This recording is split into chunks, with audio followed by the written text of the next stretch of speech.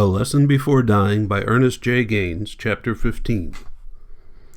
Vivian stood with her back to me while I brushed off her blazer and her skirt. A few small blades of yellow grass clung to her hair.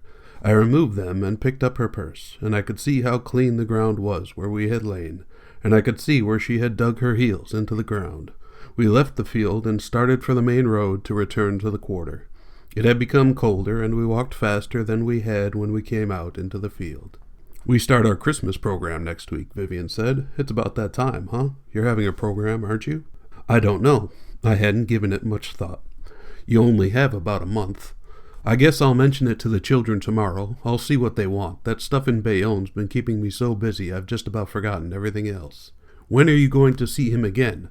"I don't know. His Nanon, my aunt, and their pastor are going up there tomorrow. I'll probably go Friday. I don't know."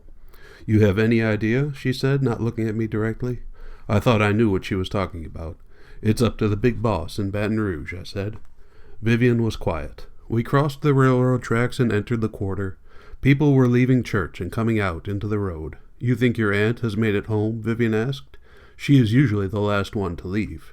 You want me to go before she gets home? I want you to stay. You think it'll be all right? She'll have to get used to it." "I don't want to cause any trouble." "There won't be any trouble," I said. "We went over all that last Friday." "What happened?" "She wanted to know what had kept me in Bayonne so long. I told her I had been with you, that's all." "That's all?" "That's all. I want her to like me. She will when she gets to know you. I wish I could say the same for them in Free-La Cove." Vivian had met and married a dark-skinned boy while attending Xavier University in New Orleans. She had not told her people about the wedding because she knew that they would be opposed to it. After she and the boy were married, she took him back to Free-La Cove. Everything turned out just as she had feared. Her family had nothing to say to her husband and hardly anything to say to her. He never went back. When her first child was born, she took the baby to visit. No one held the child or gave it a present or any attention. That was 3 years ago, and she had not been home since, not even when the second child was born, nor when she separated from her husband. One of her sisters visited her sometimes, and occasionally a male cousin would see her in Bayonne. Her mother and aunts wrote letters. There was no other communication.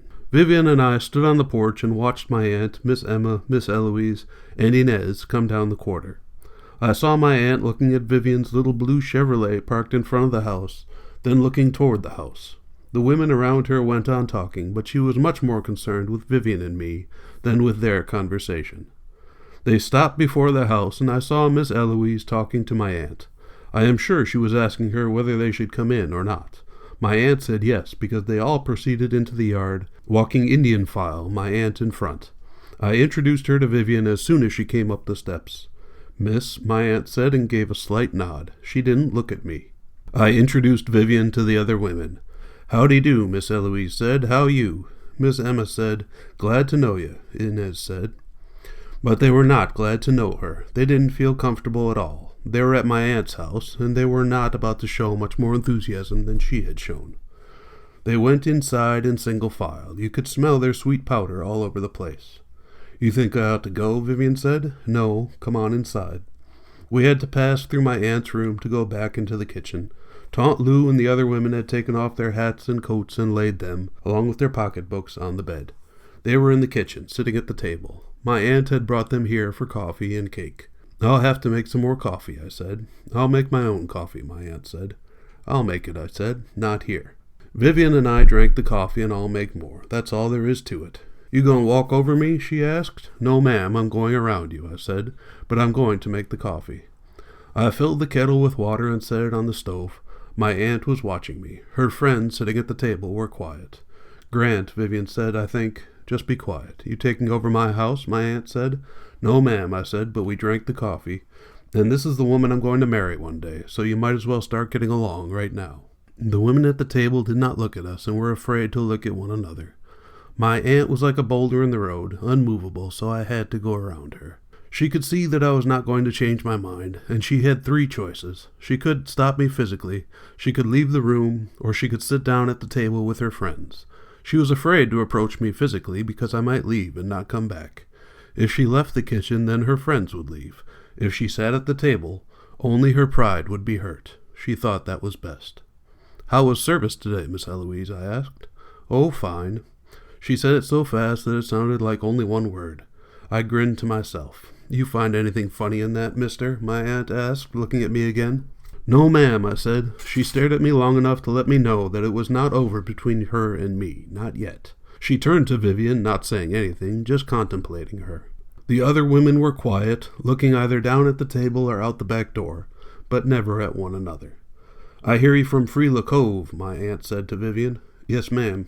"I hear they don't like dark-skinned people back there." "Some of them don't," Vivian said. "Not all of them?" my aunt questioned her. "No, ma'am." "How about your own folks?" "I don't visit back there," Vivian said.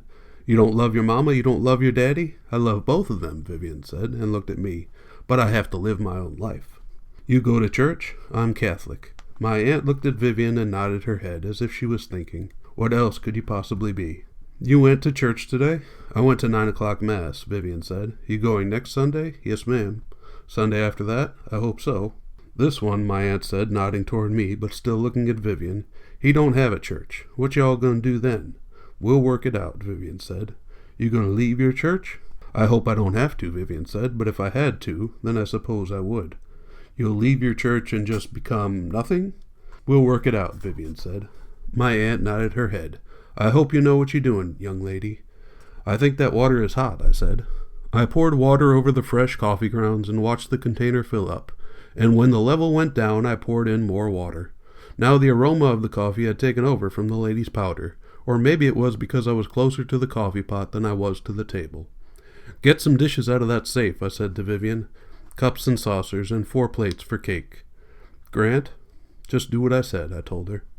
She brought the 4 cups and saucers to the stove on a tray, and I poured hot water into one of the cups. Vivian rinsed out all the other cups and poured the water into the dishpan on the window shelf. She set the tray of cups on the shelf and went back to the safe and began to cut slices of cake and put them on plates. By the time she had finished, enough coffee had dripped and I was pouring it into the cups. Vivian put a fork on each plate and placed cake before the women. They said thanks, but they said it quietly. Vivian came back to the window for the coffee. Everyone said thanks again. "Thank you, ma'am," my aunt said politely. My aunt knew how to make you feel that she was of a lower caste, and you were being too kind to her.